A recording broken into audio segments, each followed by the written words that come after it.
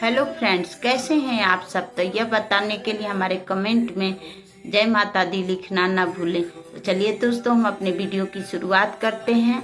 और हमने पूजा पाठ सब कुछ कर लिया है और अब हम कथा सुनेंगे। तो चलिए फ्रेंड, हम अब कथा सुन।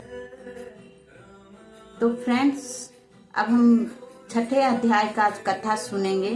तो नारद जी से भगवान विष्णु ने कहा कि जब 2 घड़ी रात शेष रह जाए तब तिल, कुश, अक्षत, चंदन आदि ले शुद्ध होकर जलाशय पर जावें। नहर की अपेक्षा नदी में स्नान करने से 10 गुना फल मिलता है और नदी की अपेक्षा संगम पर स्नान करने से 10 गुना फल मिलता है और तीर्थ पर स्नान करने से इनसे सबसे गुना फल होता है। स्नान से पहले भगवान का ध्यान करके स्नानार्थ संकल्प करे, फिर तीर्थ में उपस्थित देवताओं को क्रमशः अर्घ्य एवं आचमनीय आदि देवें। अर्थ मंत्र यह है: हे कमलनाथ आपको नमस्कार है, हे जल साई भगवान आपको नमस्कार है, हे ऋषिकेश आपको प्रणाम है। मेरे दिए हुए अर्घ को आप ग्रहण करें। वैकुंठ, प्रयाग तथा बद्रिका आश्रम में जहाँ कहीं भी भगवान विष्णु गए हों वहाँ उन्होंने 3 प्रकार से अपना पैर रखा था। वहां पर ऋषि, वेद, यज्ञों के सहित समस्त देवता मेरी रक्षा करते हैं।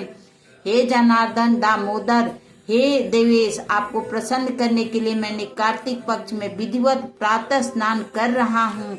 आपकी कृपा से मेरे समस्त पाप नष्ट हो जाएं। हे हरे, कार्तिक मास में व्रत तथा विधि पूर्वक स्नान करने वाला मैं अर्घ्य देता हूँ, आप राधिका सहित ग्रहण करें। हे कृष्ण, हे प्रबल राक्षसों का नाश करने वाले भगवान, हे पाप नाशक, कार्तिक मास में नित्य प्रति दिए हुए मेरे इस अर्घ्य द्वारा कार्तिक स्नान का व्रत करने वाला भगीरथ गंगा हैं। विष्णु, शंकर तथा सूर्य का ध्यान करने से जल में प्रवेश करें और नाभि पर्यंत जल में खड़ा हो विधि पूर्वक स्नान करें। गृहस्थी तिल और आंवले का चूर्ण लगाकर और विधवा स्त्रियां जति तुलसी की जड़ की मिट्टी लगा के स्नान करें। सप्तमी, अमावस्या, नवमी, त्रयोदशी, द्वितीया, दशमी आदि तिथियों को अमला तथा तिल से स्नान नहीं करना चाहिए। स्नानार्थ मंत्र: जब हम स्नान करें तो इस मंत्र को बोले। जिस भक्ति भाव से भगवान ने देवताओं के कार्य के लिए 3 प्रकार का रूप धारण किया था, वही पापनाशक भगवान विष्णु अपनी कृपा से मुझे पवित्र बनाए। विष्णु जी की आज्ञा से कार्तिक व्रत करने वालों की सारे इंद्र आदि देवता रक्षा करते हैं, अतः वह मुझको पवित्र करें। बीजों, रहस्यों और तथा यज्ञों सहित वेदों के मंत्र, कश्यप आदि ऋषि, इंद्र आदि देवता मुझे पवित्र करें। गंगा आदि सभी नदियां, संपूर्ण तीर्थ, 7 समुद्र और समस्त जलाशय मुझको पवित्र करें। अदिति आदि सभी नारियां, यज्ञ, सिद्ध, सर्प, सब औषधियां, तीनों लोकों को पर्वत मुझे पवित्र करें। इस तरह बोलते हुए स्नान करने के पश्चात व्रती हाथ में पवित्री धारण करके देवता, ऋषि, मनुष्य तथा पितरों का विधिवत तर्पण करते हैं। समय जितने भी तिल तर्पण में रहते हैं उस वर्ष पर्यंत व्रती के पितृ गण स्वर्ग में वास करते हैं। तत्पश्चात व्रत करने वाला जल से निकलकर शुद्ध वस्त्र पहने और प्रातः काल के सब कृत्यों से निवृत्त होकर पुनः भगवान विष्णु का पूजन करें। समस्त तीर्थों के सारे देवताओं का स्मरण करके भक्ति पूर्वक सावधान होकर चंदन, फूल और फलों सहित भगवान विष्णु को फिर अर्घ्य देवें। अर्थ मंत्र का अर्थ यही है अर्घ्य मंत्र का अर्थ यही है: पवित्र कार्तिक मास में मैंने स्नान किया है। हे विष्णु जी, हे श्री कृष्ण जी, राधा के साथ आप मेरे दिए हुए अर्घ्य को ग्रहण करें।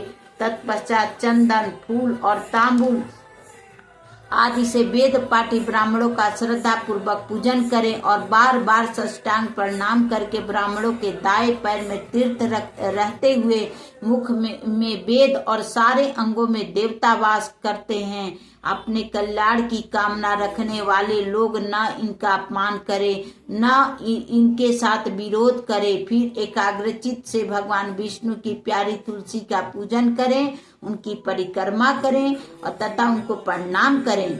हे देवी, हे तुलसी माता, देवताओं ने ही प्राचीन काल में तुम्हारा निर्माण किया है और ऋषियों ने तुम्हारा पूजन किया है। हे विष्णु की प्राण प्रिय, हे तुलसी माता, आपको मेरा प्रणाम है, आपको बारंबार प्रणाम है। आप मेरे सभी पापों का नाश करें। इसके बाद एकाग्रचित्त से विष्णु भगवान की पूर्वोक्त कथा को सुनना चाहिए और भक्ति पूर्वक ब्राह्मणों का पूजन करना चाहिए। इस प्रकार भक्ति पूर्वक जो लोग कार्तिक व्रत का अनुष्ठान करते हैं वह संसार में सुखों को भोगते हुए अंत में मुक्त को प्राप्त करते हैं। सारे रोगों का नाश करने वाला, पापों को नष्ट करने वाला, मनुष्य को श्रेष्ठ बुद्धि देने वाला, धन आदि का साधन, मुक्तिदायक कार्तिक के व्रत के अतिरिक्त और कोई उत्तम व्रत संसार में नहीं है। तो दोस्तों, यह कथा हमने संपूर्ण किया। अब अपने हाथ में लिए हुए फूल और अक्षत को श्री हरि विष्णु के समर्पित कर देंगे श्री चरण कमल में, और कथा यहीं पर समाप्त होती है।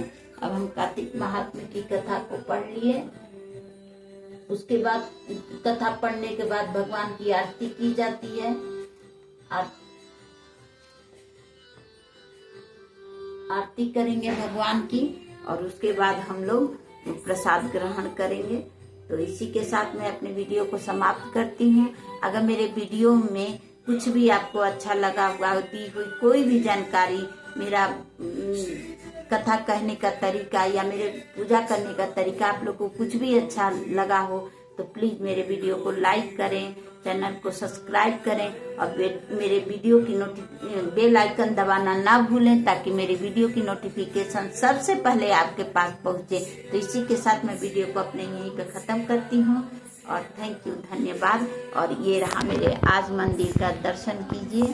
ये है मेरी तुलसी मैया और मेरी तुलसी चौराहा तो मेरे ईस्ट फेसिंग में आगे की तरफ रखी हूँ और इनको मैं रोज यहाँ पर रख के पूजा करती हूँ। कार्तिक महात्म्य इनके आगे सुनती हूँ और इस तरह मेरा पूजा पाठ हो गया है। आज मैं वीडियो को अपने ख़त्म करती हूँ। मेरे को आगे बढ़ाइए, मेरा हौसला अफजाई करिए और मेरे पे लाइक करिए मुझे।